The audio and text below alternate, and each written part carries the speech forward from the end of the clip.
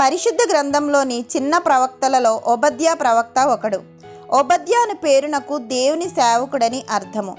ఓబద్యా గ్రంథంలో ఒకే ఒక అధ్యాయం ఉంటుంది. ఓబద్యా ఒకే ఒక రాజ్యం గురించి ప్రవచించాడు. అది ఏదోము రాజ్యము. ఓబద్యా ఏదోము యొక్క నాశనం గురించి ప్రవచించాడు.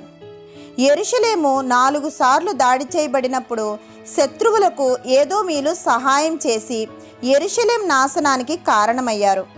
యూదావారు బబులోను చెరకు వెళ్ళినప్పుడు ఒక నదీ తీరాన వేదనతో చెట్ల కొమ్మలకు సితారాలను తగిలించి వారి బాధలను కీర్తన రూపంలో పాడుతూ, యెహోవా, ఏదోము వారు మా పట్ల చేసిన ద్రోహాన్ని జ్ఞాపకం చేసుకోమని విలపించారు. దేవుడు తన ప్రజలకు హాని చేసిన వారిని ఎన్నటికీ మర్చిపోడు.